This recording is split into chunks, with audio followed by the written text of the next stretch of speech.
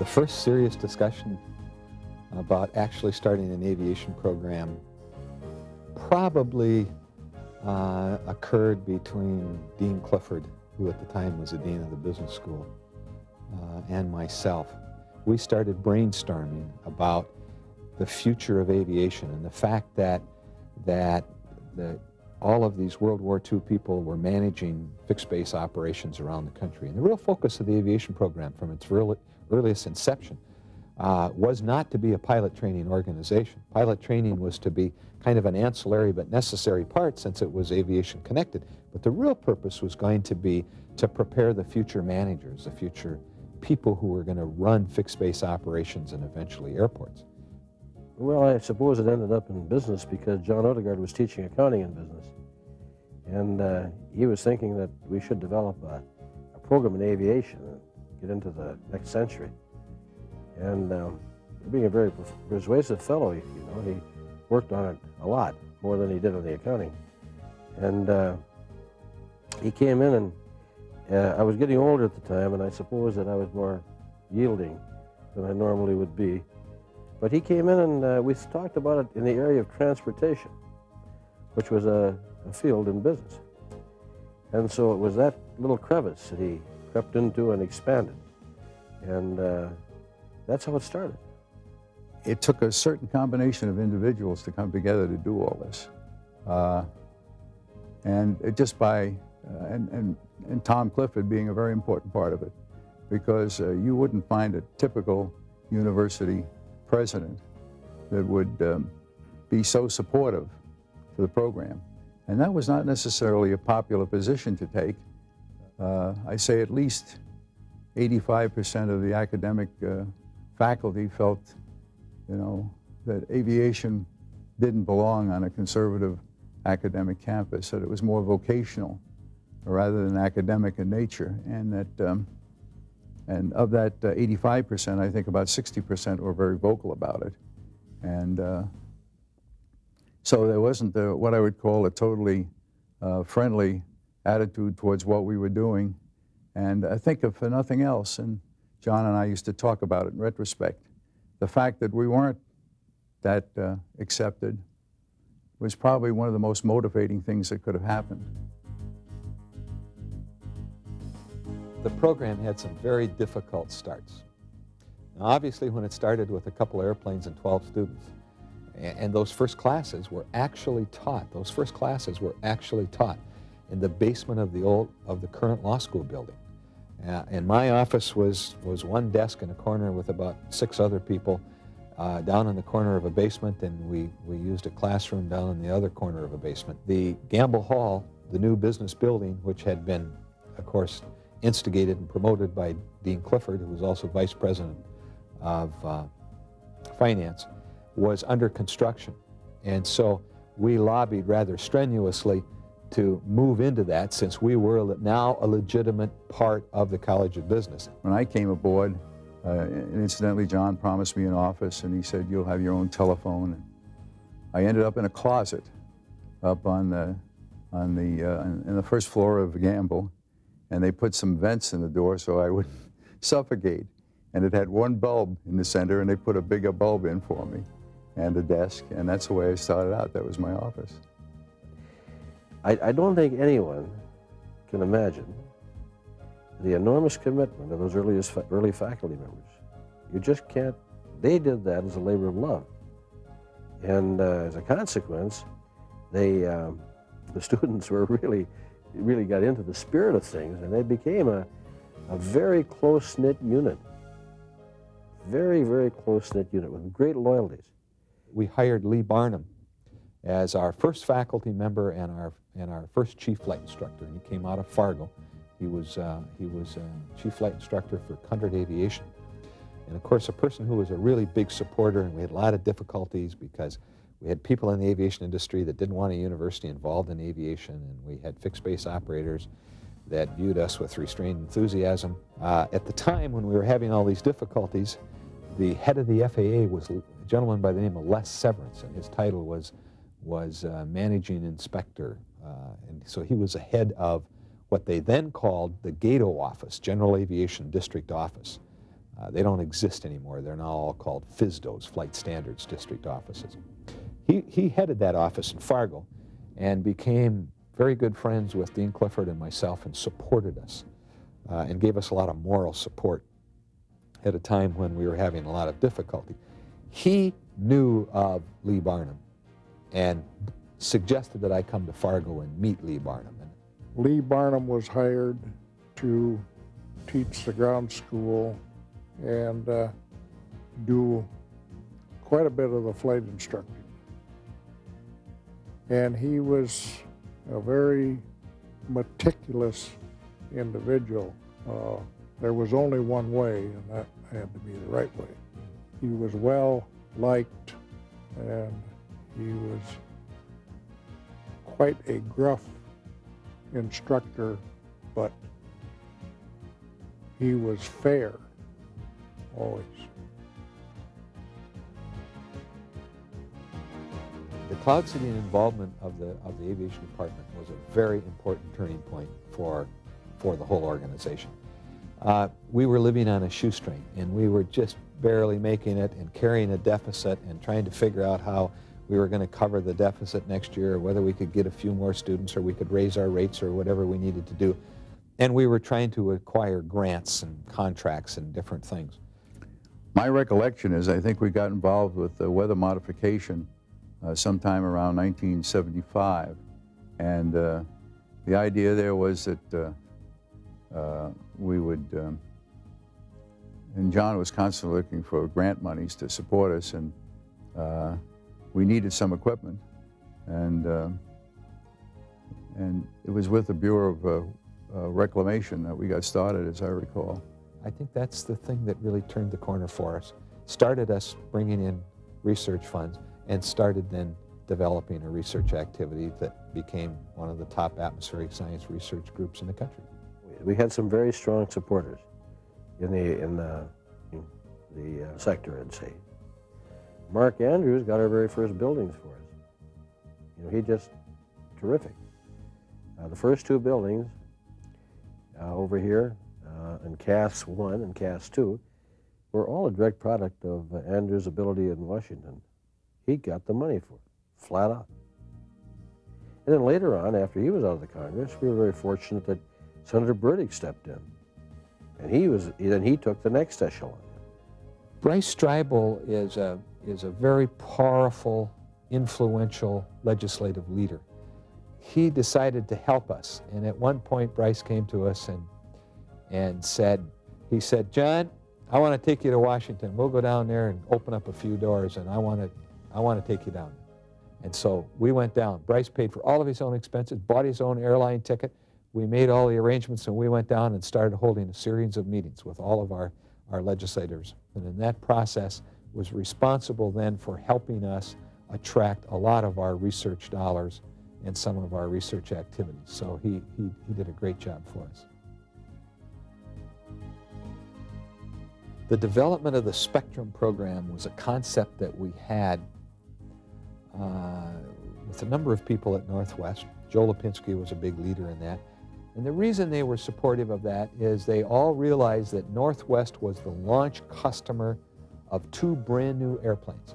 The Airbus 320, the first fly-by-wire, totally automated, completely computerized air carrier airplane in the world.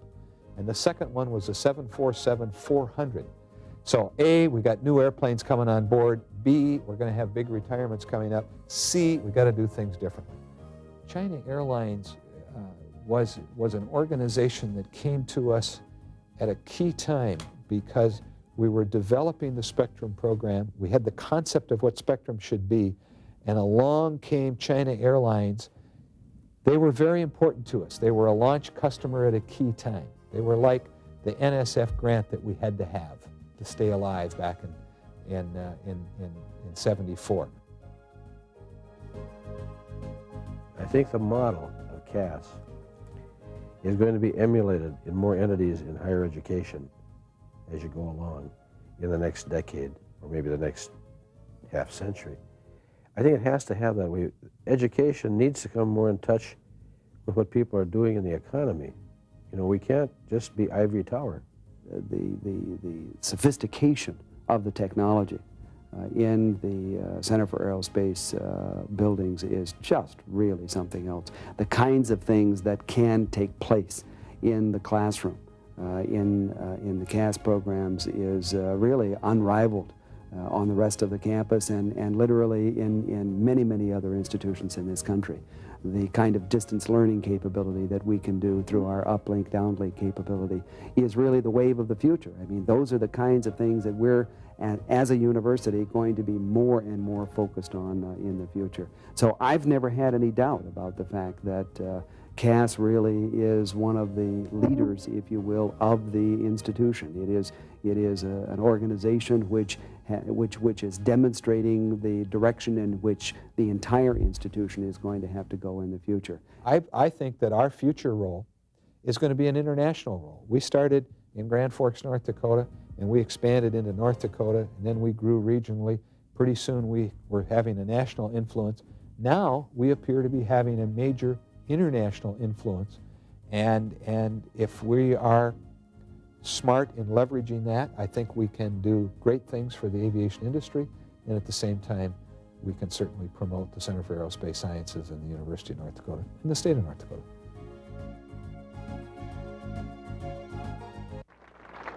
So what I'd like to do is I would like to take us down a little bit of a history trip.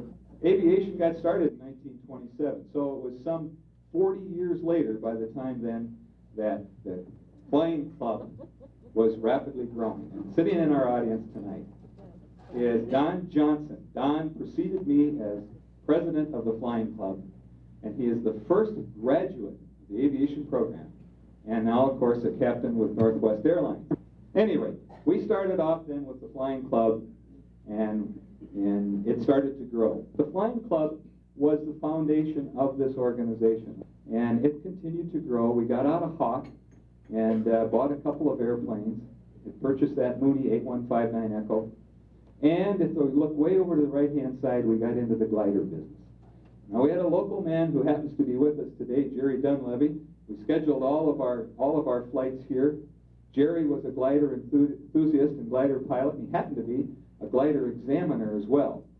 So we launched off and started a glider program, and actually ended up with two, a regular glider and then a soar plane, an LSPATS 5. But one of the things that we did shortly before starting the program, in order to raise some money, if you'd seen on that previous slide, there was a beautiful little Cessna 120. So they decided to have an air show in Grand Forks, and it was going to be sponsored by the JCs and the UND Flying Club. And so to raise money, we thought we would auction off this airplane for $1 a ticket, and we made $5,000 profit off that little airplane, and it was won by somebody from over in Crookston. And that got us going. Now this group of people then, some of the Dave DeVersman, Jerry Coltis, Judd Register, and some of the other guys, worked in the student union. These were aviation enthusiasts that felt we needed to be in the business, and so they set up some petitions.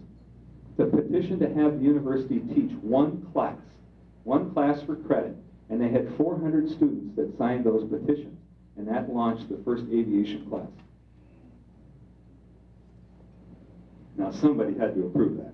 And it had to be someone who was obviously a genius, and he was. He always claims that he was the only dean stupid enough to sign the forms to allow the first aviation class to be taught, but the fact was he had some great vision, and he did appreciate where this industry was going to go, and he was the dean of the College of Business and the vice president of finance, so that's how we got started, and Dean Clifford got us going. Now, the myth that everybody has always heard that in order to get going we had 2 donated airplanes, and I got to dispel that myth in all honesty and be truthful on our 25th anniversary, because the first 2 airplanes were actually purchased by the UND Alumni Association. And that was because of Tom Clifford, who, as vice president of finance, was on the alumni board. And he convinced the alumni board that, in fact, this aviation program was a great idea, and that we needed to have a couple of airplanes, and if they would loan us the money, they didn't give them to us, if they would loan us the money, buy the airplanes for us, we'd pay them back. And that's how we got the first 2 airplanes. So we launched off into Gamble Hall. We've got our 4 airplanes, and we had to have a faculty member. So this was our first faculty member, Lee Barton. Lee's daughter, Arlene, is here with us tonight. Lee came up from Fargo and was our chief flight instructor and first faculty member, and did a marvelous, marvelous job for many, many years. He's one of the people that has brought the history and the success to this program. Oh, about this time then we got into the DC-3 business. We figured we were here to stay. Dave Waller, our insurance agent, is sitting here shaking his head because he remembers all these days very badly.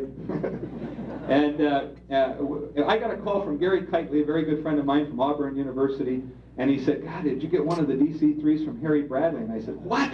He said, Harry Bradley gave away 20 DC-3s. Did you get one? He said, we got one at Auburn University. And I said, my God, no.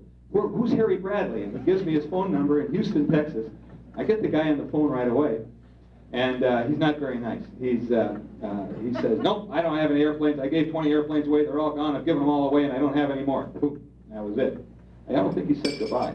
But like Bunky on his airplane sales, you know, I figured just because he didn't say yes doesn't mean he meant no. And so I fired off a telegram. We didn't have faxes back in those days. And I sent Mr. Bradley a telegram telling him about this incredible, huge aviation program at the University of North Dakota. And it was just growing immensely and how badly we needed a DC-3. And I get a telephone call from him. And he calls and he said, what are your school colors? Now this is another myth because Bunky tells everybody, I said, what color do you want? And,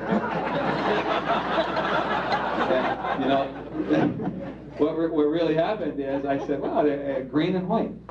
He said, really? I said, yeah. Why?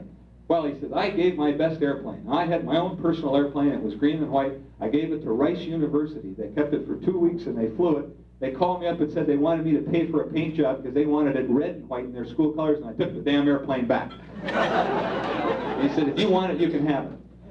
And I said, you got to be kidding. So now I had to figure, you know, I quickly got a hold of Dean Clifford, and who was Vice President of Finance, and I said, geez, we got, you know, this airplane is probably brand new, or just about new. It's a wonderful deal. It's got to be fantastic. And it's down in Houston. And so Les Severance and I went down to look at the airplane.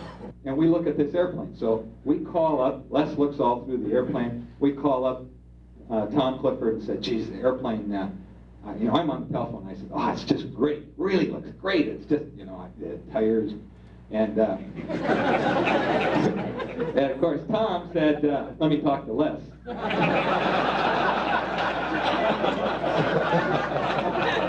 Nothing changed. And so Les gets on the phone and he said, well, it's not bad. It's not bad. A little moldy, but I think it's okay. So Les now, Tom says, okay, bring it home. Now, Les and I are going to fly it home. And I find out that Les hasn't flown one since the hump. Now, I didn't know what the hump was. I thought the hump was a hill between Nebraska and Denver or something. I found out that it was 24 years since he had ever been in one of these. Now, I'm his co-pilot. I'd never been in one, ever. And so this thing's got a little fold-out jump seat. And there's an old guy with a cigar that gets in the airplane, and he's going to do a couple bounce and blows with us to see if we're ready to go and take the airplane back. And he's trying to tell me how to take the gear up and down. That was the only thing I could learn at that point. It was, you know, I didn't have much time to learn it, but there was a handle, and you had to unlock the gear and put it up and down. So I got a 20-minute lesson on gear and flaps. And we take off, and Les makes his first landing. It was about 30 feet in the air. And we went back up another 25 feet in the air, and this guy bites down on his cigar. He's sitting in the center jump seat, and he says, you got it now? Les got a little sweat coming off of his head, see, so we go around again. I'm scared to death. And the next time we only bounced about 5 feet, and the guy said, good. And the next time was, you know, just a few feet, and we had it. We get in the airplane, and we head back. And so we charge off, and here I am. I'm so damn scared. It's only going to be Les and I in this whole airplane. But I didn't worry about it because he flew the hump. So we fire this baby up, and we come back, and we had a great time. Then we decided we needed to have a control tower.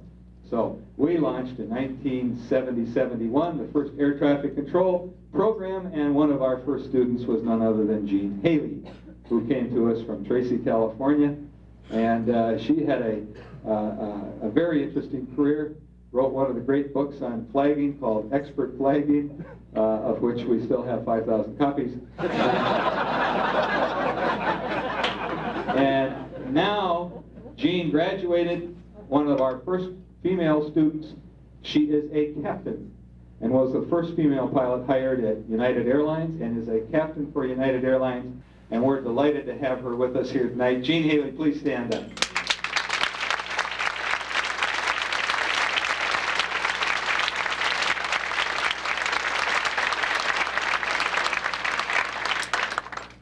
Jean, you're with Kim. Is it Kim or Kelly Burns?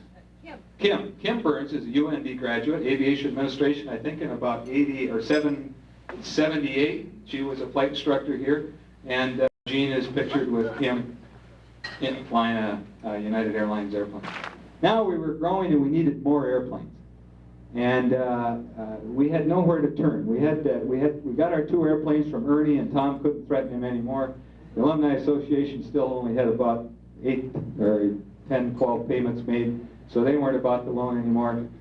And we didn't know where to go. So what we had to do was turn to friends. And the first person I turned to was one of my closest friends, Rob Larson, and Rob and Judy are here tonight.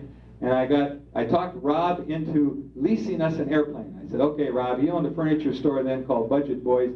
And I said, we got a great deal for you. Now, if you could just buy this new airplane, we can get the airplane for you at a super deal directly from Cessna, and we'll lease it from you. And Rob said, well, great, how much? And I said, well, that's the catch. You know, it's $5 an hour, no guarantees, and 30-day cancellation. Again, you know, the confidence level of the university wasn't too high. And but Rob's was, and he bought airplane number 5, followed immediately with airplane number 6 and airplane number 7 by Rod Clark. Dr. Rod Clark is pictured right in the center. That's Russ Watson from Cessna, and we're picking up airplanes 6 and 7 down in Wichita. And Rod and Carol Clark are also with us tonight, and we're really delighted because they were an important part of our program and purchased many airplanes and leased them to us. Now, about this time, we were heading to get into simulators. And there's a wonderful gentleman who is on the Board of Higher Education, and we're delighted to have Gene Martin from the Board of Higher Education here with us tonight. Fred Orth on the left-hand side was a member of the board, and he was also the head of the Robert Campbell Foundation. I can't remember the name. Tom, what's the name of the guy on the right? He was with Bridgman Creamery. Schmidt? Howie Schmidt. And they donated a GAT-1 simulator to us. Now here's Tracy Vandenberg trying to figure out if he could move the instruments upside down or what he could do with it because he was always into electronics. Jay Collette is trying to teach Tracy how to run this thing. But we got into the simulator business and put this simulator up in Gamble Hall, donated by the Robert Campbell Foundation, and that started a new element. Now, we decided to get serious with flying business and back in the flying team. So back in, Larry, this would be what, 71, 72, about 72, huh? Okay, it'd be about 70 then. We were heading to an air meet in San Jose, California. We're flying in a Beech 18. Now this is another Les Severance deal. We had to figure out how to get out there, and Les says, you know, I know a guy who's got a Beech 18, and I think we could rent that thing. And so we rented it. And here's Larry and Wayne Hicks and Alan Giacomelli. And I'm co-pilot, and Les is flying the airplane. And he didn't know what he was doing in this one. And we took off, and we flew out to California. And, of course, Les did a marvelous job because not only was he now a very important member of the aviation family and here with us, but he was now growing the UND flying team, and the impetus of what the UND flying team then finally did become under his leadership, which was absolutely wonderful. The guys were starting to get successful. Jeff Paffrath, Bob Giacomelli, Alan's brother, who's now captain with Northwest Airlines, and we're delighted to have Bob and his wonderful wife Mary Lou with us here tonight. Rich Brown, and this I think was one of the first trophies, as I recall, that we ever won. And I don't know what it was, a judge's trophy or was it the overall trophy? So this started this started the success of the flying teams, and they started growing. Jay Collette was about to tell the FAA how to run the air traffic control, and Jay joined the FAA and then decided to switch careers. Now he's a wealthy airline captain, and so he got that start with that flying team and working with these guys. You can see they're a distinguished bunch, and they were always a delight to be with. I think just about everybody here except Don Dubuque is now an airline captain. And our flying team, and now you can see that they're really getting serious. Number one, they're winning lots of trophies. And of course, number two, they're into polyester big time. This is, I don't know, but the Bunky had something to do with this, and I think this is the time Bunky met Silverman. And somehow or other, we decided to start a whole new arena here of how we're going to look. And of course, Bunky started his career emceeing everything, and you can see that's Bunky. That's not me. No, I know. Don't credit me with anything with Bunky. And the flying team started doing a marvelous job, and in fact grew to the stature under Kent Lovelace and John Bridewell of winning 7 national championships. It'll never happen again. 7 in a row.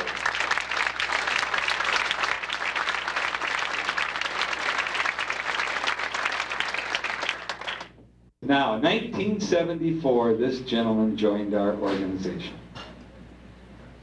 George Hammond.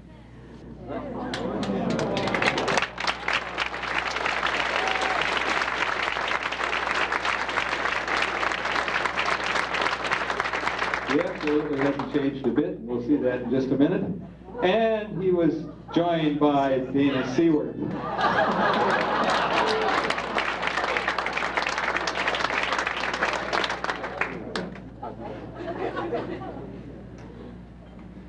Now this is also what, 1974. 1974, and we had the first international aviation trip to Europe.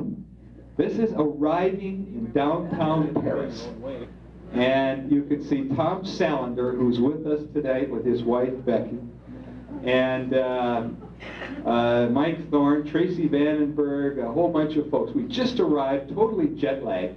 Now, Tom Salander didn't want to go on this trip, but we said, if you want to graduate, you better figure out how to go, because we needed to have 12 people or the trip would cancel, see. So he didn't have any money, and we said, well, we'll loan you the money, and so Tom came along. Now, here's our group a little later, if you can focus that. We're sitting in Saint-Germain Cafe. And if you look at that carefully, you'll see a look on Tracy Vandenberg's face on the left-hand side, which is a look no teacher ever wants to see. And then Barb Soley's in the middle, wondering why in the world she's there. Alongside of her is Kent Stribel. And you can see Kent immediately, and then very, very far on the end is George Hammond. He's got his white shoes on, and George says, God, there's unlimited black label here. Now this is Fred Bolts doing what he's not supposed to be doing in a glider, because we convinced the Bureau of Reclamation that it was necessary to buy a glider to properly teach weathermud pilots how to fly. And there's certainly no question about that. And this was a Blanik L-13, and as you can see, Fred is not doing exactly what he's supposed to be doing. Fred is with us tonight, and Fred is now a pilot with American Airlines, and his father, Gunther Volz, was our glider instructor and ran our program for several summers. So we got the glider into the glider business because of weathermud, and of course you've already met Pat Hurley. Pat Hurley was a contract monitor of our contract at the Bureau of Reclamation. We started off with a little $145,000 contract, and through the incredible work over years of Pat Hurley and his mathematics, that contract was run up to about $18.7 million by the time that particular contract ended. Pat is sitting here holding the wing on that Blanik glider about to go for a ride, and this is the glider that they've just helped purchase now train weather modification pilots. Bill Norton, now a captain for Northwest Airlines, who's with us today, was of course then going to be flying the thing, and he made a rather hard landing. So that took care of the weather mod glider, and of course this became a Delta Tau Delta operation. Now Bill Norton, Bill is sitting there on the right. He's saying, "God, it ain't so bad." Bob Muse is saying, "Oh no." He got hair. He had hair, that's right. Tracy Vandenberg says, "No, Odegaard's never going to buy that story." Bob Rice, who had started out at the airport and worked through all of these different roles and now is the head of our Aerospace Foundation, Bob Rice is trying to do miracles here and figuring out how we're going to balance our budget. And he had those problems for many, many years, and we're delighted with the wonderful job that he's done. But we launched our aviation alumni. There's Gene Kruger. Gene is with us today, and many of the folks that are here, Bunky sitting on the side, and the Aviation Alumni Association chapter of the UND Alumni Association was launched in 1978. We continued to expand our facilities and expand the size of maintenance. Guys came on. Harmon Johnson joined us, doing a terrific job. Dan Koslowski, two of our chiefs that are running the maintenance operation. And of course, you can see we're getting a little sophisticated now because we're getting into a lot of turbine maintenance, turbine airplanes, and a very expanded maintenance facility. In fact, now, for those of you that haven't had a chance to get out there and take a look at it, I think you'll see that it's probably one of the finest in the Midwest. And then we get into our first weather mod plane, and we started the research with this Cheyenne. Then we leased for 4, 5, 6 months a Lear 23, and Roger Tilbury came on board. Roger came out of South Africa. Roger's with us tonight, a fantastic research pilot. And Roger, on the left-hand side, was running the Learjet operation and doing our weather mod research, and is still doing that today and with us. And now, of course, he's the chief pilot flying all of our research, and we've then moved up to the Citation 2, which we've now had for a long time, and it's still one of the most sophisticated cloud physics airplanes in the world. Jeff Stith came on board with us as a cloud physicist, and is doing a marvelous job, and is now chairing the Department of Atmospheric Sciences, and it's at this point that we start the degree in meteorology. And of course, Jim Bunky is still talking and running our banquets for many, many hours. George Hammond was trying to teach Fred Atarian how to fly, and by 1984 now, George retired. Is that correct? 1984, George retires. Now this is his third career. He retires as Director of Flight Operations. He's been Director of Flight Operations for all of these years, and he retires as we break ground. And Dana Seward, then, whose hair is a little shorter, comes on board as our Director of Flight Operations out at the airport. Our building's under construction, and it's almost done, and by 1984, I believe, yes, end of 1984, we had the dedication of CAS 1. Buzz Aldrin was in the audience, and about a month later, Buzz joined our faculty, and was the beginning of the launching of a space program here with us. But we started working first on research in a number of areas, and this is 1985 now, and we've got a new faculty member that somebody can't probably figure out, John Bridewell.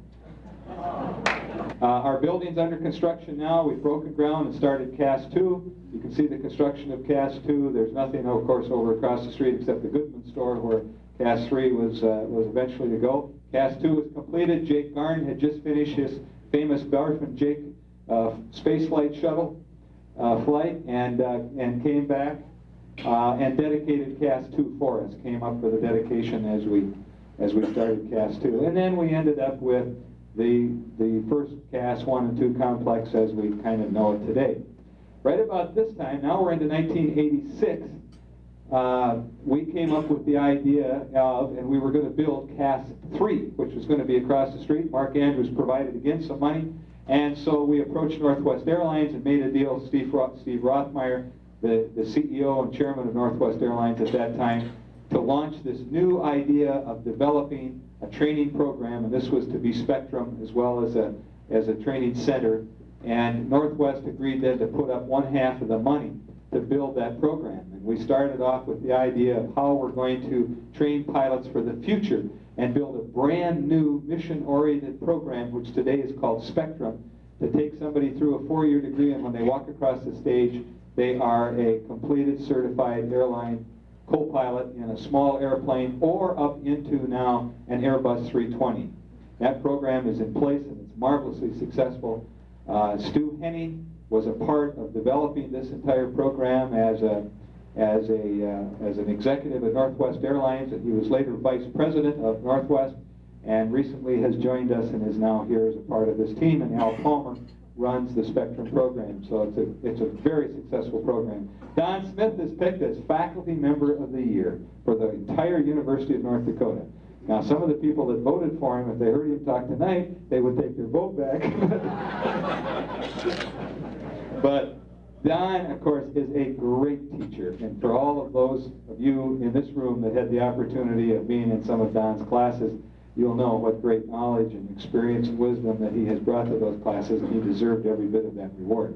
About this time, Buzz and I are down at the launch of Discovery. It happened that Charlie Walker from McDonnell Douglas was the first civilian astronaut to fly the shuttle, and later became a lecturer here for us.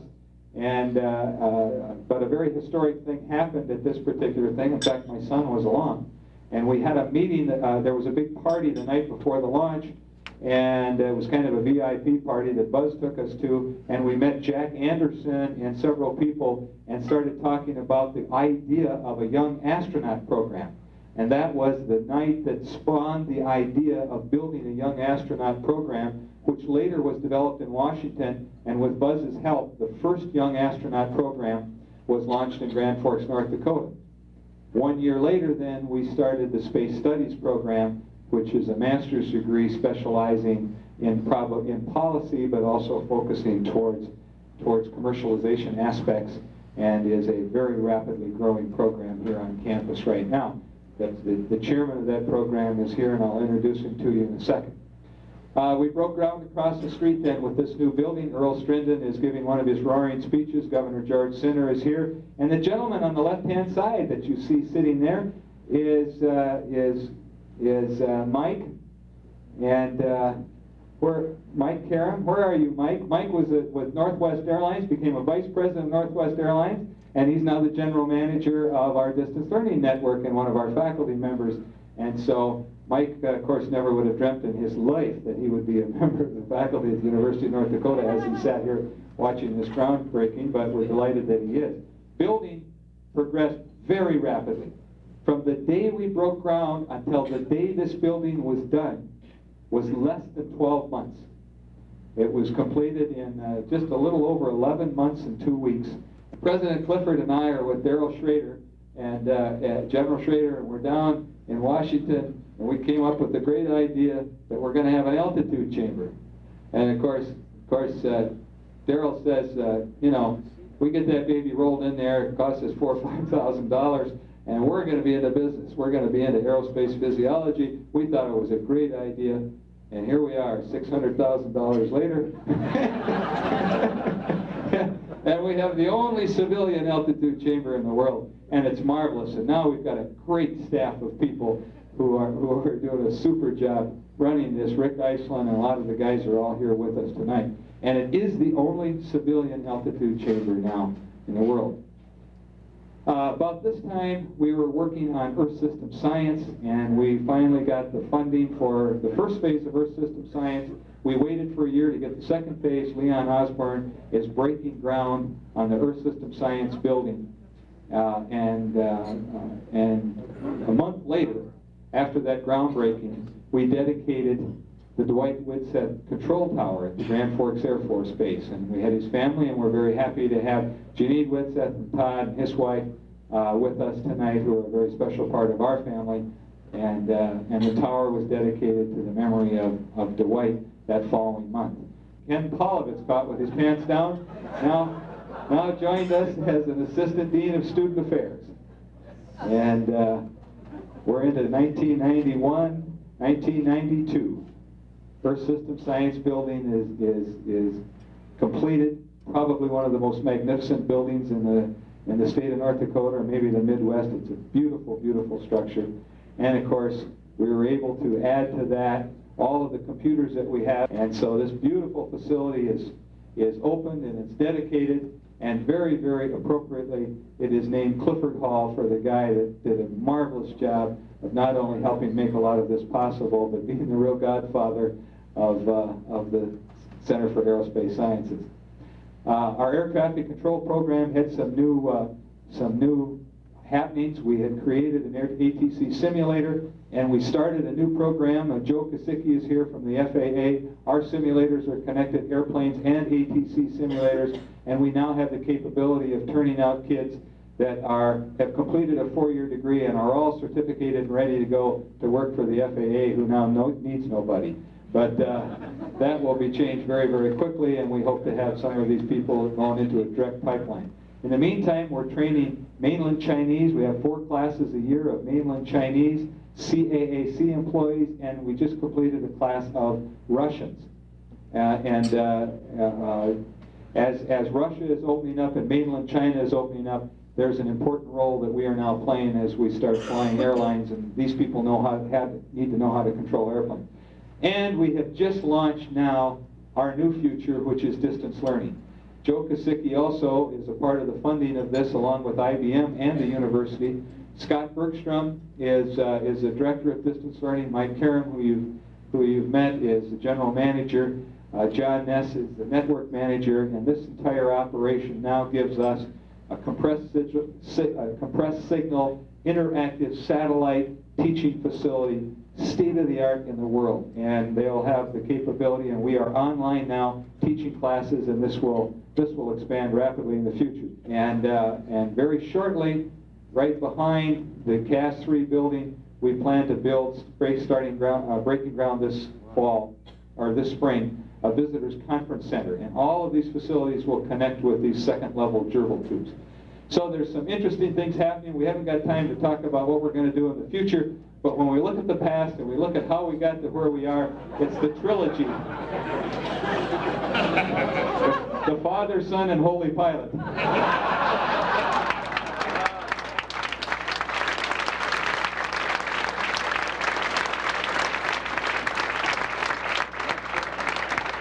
There's a lot of people that have helped make this program very successful. Tom Clifford is certainly the key person that allowed us to do what we were going to do, that had the confidence in us to move forward and to make some decisions and to make some real gutsy ones, and he always dared to do that. And that's just one of his hallmarks, and we're delighted that he's here to be able to do that. And these gentlemen gave an awful lot, along with, of course, Lee Barnum and many other members of our faculty, but some real key people.